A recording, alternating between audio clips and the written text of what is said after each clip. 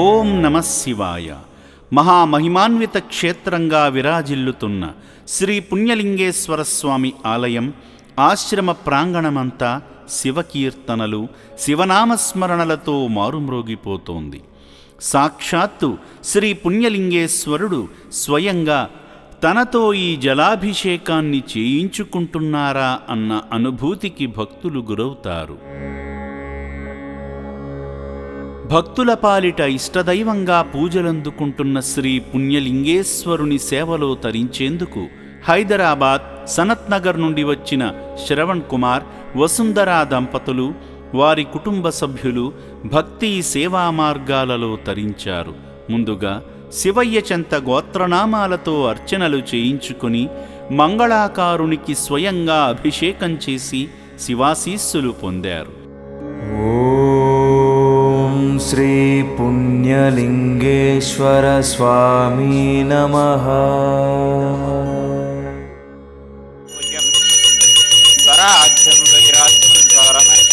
స్వరాజ్యం ఆధిపత్యమిది మంగళ నీరాజనం దర్శయామి. హర హర మహాదేవ శంభో శంకర నమః శివార్పణమస్మృతిః. పుణ్యలింగేశ్వర స్వామినే నమః. హర హర హర మహాదేవ శంభో శంకర. అనంతరం హోమశాలలో జరుగుతున్న యాగంలో పాల్గొని నవధాన్యాలు ఆజ్యము వేసి హోమఫలాలు పొందారు.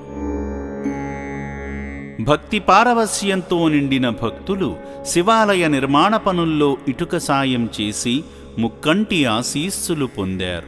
సేవా మార్గంలో భాగంగా రక్షణాలయాన్ని సందర్శించి కీర్తిశేషులు పి విజయలక్ష్మి గారి వర్ధంతి సందర్భంగా వారి భర్త రాజేశ్వర్, కుమారుడు రాకేష్, కుమార్తె సంధ్యగార్ల తరపున అభాగ్యుల అన్నదానం నిమిత్తం శక్తిమేర సాయం చేసి మానవ సేవే మాధవ సేవ అని చాటారు. ఇక్కడికి రావటము మేము ఇది 4వసారి. ఇంత మహా కార్యక్రమాన్ని గట్టు శంకర్ గారు నడిపిస్తున్నారంటే వారికి, వారి కుటుంబ సభ్యులకు ఎల్లప్పుడూ ఆ మహేశ్వరుడు చల్లగా చూడాలని, ఇంకా మంచిగా అభివృద్ధి చేయాలని కోరుతున్నాను. ఓం శ్రీ పుణ్యలింగేశ్వర స్వామినే నమః.